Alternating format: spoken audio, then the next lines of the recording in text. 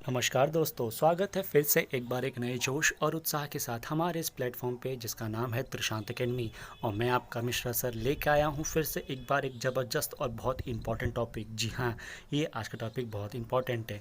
जी हाँ दोस्तों, ये देखिए, आज मैं लेके आया हूँ मॉनेटरी पॉलिसी। अभी मैंने कवर किया था आरबीआई के बारे में, उसका इंट्रोडक्शन, उसके क्या बोलते हैं फंक्शंस, उसके सब्सिडरी, उसके जितने भी रीजनल ऑफिस हैं। अब मैं उनके बारे में मॉनेटरी पॉलिसीज़। जी हाँ, जैसा कि आप जानते हैं कि आरबीआई एपेक्स ऑर्गेनाइजेशन है जो कि मनी रिलेटेड जितनी भी पॉलिसीज़ होती हैं उनको कंट्रोल करना, हर एक बैंकों के बारे में कंट्रोल करना, तो उन्हीं के बारे में कैसी पॉलिसीज़ बनाएं वो आरबीआई के होते हैं। तो दोस्तों, आने वाले कुछ दिनों में बैंकों के एग्ज़ाम होंगे, मेंस के होंगे, कुछ गवर्नमेंट्स के भी एग्ज़ाम होंगे, स्टेट गवर्नमेंट्स के, तो बैंकों के बारे में पूछा जाता है। तो ये बहुत इंपॉर्टेंट टॉपिक है दोस्तों। सबसे पहले मैं आपको बताना चाहता हूँ कि व्हाट इज़ मॉनेटरी पॉलिसी।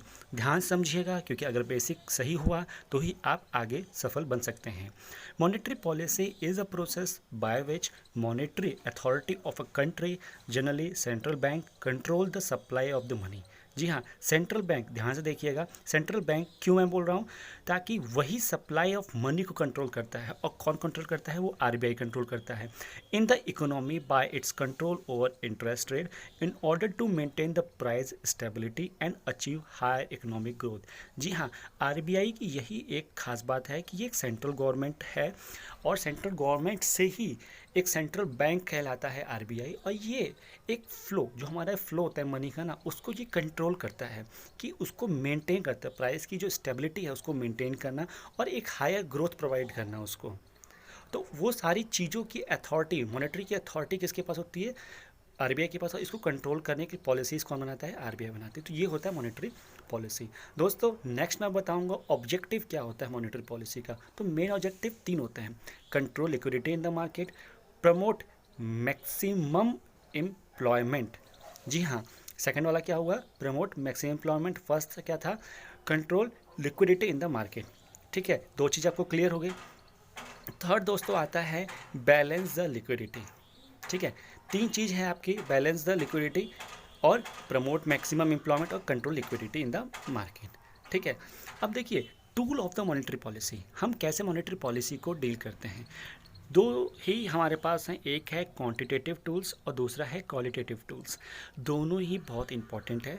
और दोस्तों, मैं बता दूं कि अगर आप इन सारी चीज़ों को और डीपली अंडरस्टैंड करेंगे मेरे साथ, तो मैं आपको क्लियरली बता दूंगा कि मेन अभी इस पार्ट में मैं, इस वीडियो में मैं आपको कवर करूंगा क्वांटिटेटिव, और नेक्स्ट पार्ट में मैं qualitative video, next qualitative tools के बारे में, जो मॉनेटरी पॉलिसीज़ के हैं उसके बारे में बताऊंगा। लेकिन मैं आपसे एक रिक्वेस्ट करता हूं कि प्लीज़, जिन व्यूअर्स ने अभी तक मेरा चैनल सब्सक्राइब नहीं किया है, तो प्लीज़ मेरे चैनल को सब्सक्राइब कीजिए, जितना हो सके अपने दोस्तों में शेयर कीजिए।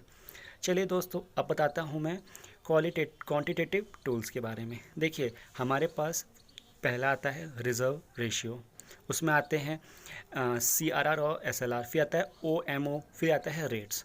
OMO क्या है? Open market operation. ठीक है, अब देखिए दोस्तों, रेपो रेट क्या होता है? Rate at which commercial bank borrow money from RBI is known as repo rate. It is a short term loan, maximum 90 days. जी हाँ, आरबीआई ने लिया।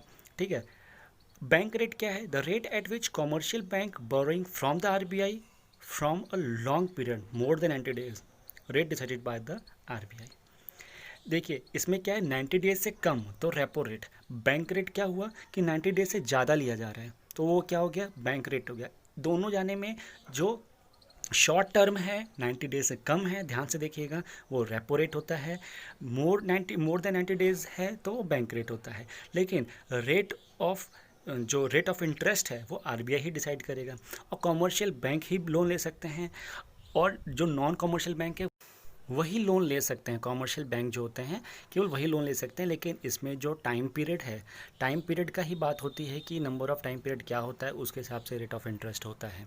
लेकिन ये मैं तो दोस्तों आपको ये बता दूं मैं कि जो आरबीआई है वही रेट ऑफ इंटरेस्ट जो है वही डिसाइड करती है। अगर 90 डेज से पहले होता है तो रेपो रेट कुछ और होता है, और 90 डेज़ के बाद होता है तो बैंक रेट कुछ और होता है। लेकिन मैं आपको एक चीज़ बता दूं कि जो मॉनेटरी पॉलिसीज़ होती हैं दोस्तों, ये 3 मंथ्स की, मतलब क्वार्टरली ये वेरी करती हैं। हर थर्ड मंथ में ये वेरी करती है। तो मैं अगर आपको एक सलाह दूंगा कि आप कोई से भी एग्ज़ाम देने जा रहे हैं तो उससे पहले एक बार इन सारी रेट्स को, इन सारे चीज़ों को एक बार आप देख लीजिएगा। आप एक बार सारे रेट ऑफ इंटरेस्ट को एक बार व्यू कर लीजिएगा क्या है, क्योंकि ये फिक्स नहीं रहता। मैं चाहता तो अभी आपके प्रेजेंट टाइम में रेट क्या चलो बता देता था, इसलिए मैं नहीं बताया, ठीक है। चलो दोस्तों, मैं नेक्स्ट आगे बढ़ता हूँ। दोस्तों, रिजर्व रेपो रेट क्या होता है? Reserve repo rate is a short term borrowing rate at which RBI borrow the money from the bank. अब देखिए, हमने बैंक रेट और रेपो रेट पढ़ा था। अब देखिए उसमें क्या हुआ था, कॉमर्शियल बैंक ने ही लोन लिया था ना, कुछ बोरो किया था मनी। इसमें क्या होता है, आरबीआई बोरो करती है मनी। लेकिन आप तो ये कहेंगे कि भाई आरबीआई को क्या ज़रूरत पड़ेगी पैसों की, तो इसमें बहुत लॉजिक है। लॉजिक क्या है कि the reserve bank uses this tool when it feel there is too much money floating in the banking system. जी हाँ, अगर रिजर्व बैंक ऑफ इंडिया ये समझ रहा है कि मार्केट में अभी बहुत सारा पैसा है, बैंकिंग सिस्टम बहुत सारा पैसा है, तो उसको कम करने के लिए ये चीज़ करता है। और फिर इसका इंटरेस्ट भी देता है बाद में, मतलब टोटल अमाउंट मिलके इंटरेस्ट दे देता है, लेकिन इसको कंट्रोल करने के लिए, कि मैं बताया था ना, स्टेबल करने के लिए। अब हम बात करेंगे सेचुरेटरी लिक्विडिटी रेशियो, SLR। ये बहुत ज़्यादा इंपॉर्टेंट है दोस्तों। क्यों? क्योंकि bank have to invest certain percentage of their deposit in the specific financial securities like central government और स्टेट गवर्नमेंट सिक्योरिटीज़। ठीक है, मतलब बैंकों को ये निर्देश दिया गया है कि वो अपने कुछ परसेंट का डिपॉजिट कर दें, कहाँ पे? स्पेसिफिक फाइनेंशियल सिक्योरिटीज़ में, जो कि स्टेट गवर्नमेंट की होंगी या सेंट्रल गवर्नमेंट की होंगी सिक्योरिटीज़। ठीक है, इसी को हम कहते हैं SLR। Securities are kept in the bank. और वो सिक्योरिटीज़ को हम बैंक में ही रखते हैं, वो अपने ही बैंक में रखेंगे, लेकिन उस सिक्योरिटीज़ को में कुछ बैंकों को अपना कुछ परसेंटेज इन्वेस्ट करना होगा। वो मतलब एक हार्ड टाइम जब भी आएगा तो वो बैंक उस सिक्योरिटीज़ का कुछ, मतलब उस पैसों का कुछ यूज़ कर सकते हैं ना। तो इसी को ध्यान रखते हुए आरबीआई ने ये पॉलिसी बनाई हुई है कि जो सेचुरेटरी लिक्विडिटी रेशियो है वो सिक्योरिटीज़ पे अपना कुछ इन्वेस्ट करेंगे और उसको बैंक में रखा जाएगा। ठीक है दोस्तों, तो ये ध्यान से आप एक एक चीज़ बारीकी से आप समझिए, क्योंकि अगर इसकी डेफिनेशन, इसके जितने भी डिटेल्स हैं, अगर आप समझेंगे तो ही आप एग्ज़ाम में कहीं से भी घुमा के डेफिनेशन आए या कहीं से भी घुमा के आए तो आप उसको कवर कर सकते हैं। दोस्तों, दूसरा है कैश रिजर्व रेशियो, जिसको हम कहते हैं CRR। Cash reserve ratio is a certain minimum amount of deposit that the commercial bank have to hold as a reserve with the central bank in the form of cash। मतलब आपके पास ज़्यादा पैसे हैं या नहीं हैं, लेकिन आरबीआई ने बोल रखा है कि कॉमर्शियल बैंकों को कुछ पैसा रिजर्व के तौर पे सेंट्रल बैंक मतलब आरबीआई में रखना है as a form of cash. जी हाँ, हाईलाइट करिए, as a form of cash. मतलब CRR is a set of according to the guideline of central bank of India, मतलब आरबीआई। समझ में आया होगा, मुझे ऐसा लग रहा है कि आपको समझ में चीज़ें आ रही होंगी। ठीक है दोस्तों, यहाँ तक था, बहुत सिंपल था, बहुत ही ज़्यादा ये हार्ड नहीं है CRR। बस इतना समझिए कि हमारे पास ज़्यादा पैसे हैं तो मैंने कुछ रिजर्व, जैसे गुल्लक होता है ना घर में, हमने गुल्लक में रख दिया।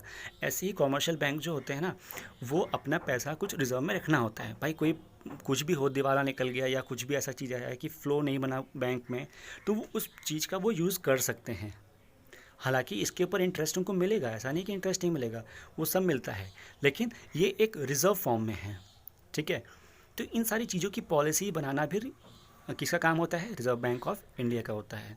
ठीक है, तो दोस्तों यहाँ तक आपको क्लियर है, तो चलिए हम आगे बढ़ते हैं। नेक्स्ट है दोस्तों मार्जिनल स्टैंडिंग फैसिलिटी, MSF। दोस्तों ये बहुत ही कॉम्प्लिकेटेड तो नहीं है, लेकिन बहुत ही कंफ्यूजिंग टॉपिक होता है दोस्तों सबके लिए। Marginally standing facility is a new window created by reserve bank of India. किसने किया है? रिजर्व बैंक ऑफ इंडिया ने किया है। कब किया है? मई 2011 में किया है। ये क्वेश्चन पूछा जा चुका है, ध्यान से, ये क्वेश्चन पूछा जा चुका है। ठीक है, कब किया गया है MSF? तो ये मई 2011 में किया गया है। It is a overnight loan facility. मतलब आरबीआई ने सारे बैंकों को ये ओवरनाइट, कॉमर्शियल बैंकों को ये दे दिया फैसिलिटी, ओवरनाइट लोन फैसिलिटी। मतलब एक रात के लिए एक पर्टिकुलर अमाउंट का आप लोन ले सकते हैं। For this facility all scheduled commercial bank must have current account. इसके लिए क्या उनको चाहिए, रिक्वायरमेंट क्या है कि जितने भी शेड्यूल्ड कॉमर्शियल बैंक है ना, उनका अपना पर्टिकुलर करंट अकाउंट होना चाहिए। अब मैं बता दूं कि शेड्यूल्ड और अनशेड्यूल्ड बैंक में आपको नेक्स्ट वीडियो में ज़रूर बताऊंगा, वो कवर करूंगा मैं दोनों बैंकों का डिफरेंशिएट क्या होता है। दोस्तों यहाँ तक था आज का सेशन, और त्रिशांत एकेडमी की तरफ से मुझे, मिश्रा सर को और मेरे पूरी टीम को दीजिए इजाज़त। और अगर वीडियो पसंद है, और मैं तो आशा करता हूँ कि पक्का आपको वीडियो मेरा पसंद आया होगा, तो अगर मेरा वीडियो पसंद हो प्लीज़ मेरे सेशन को, मेरे वीडियो को प्लीज़ एक लाइक दीजिए।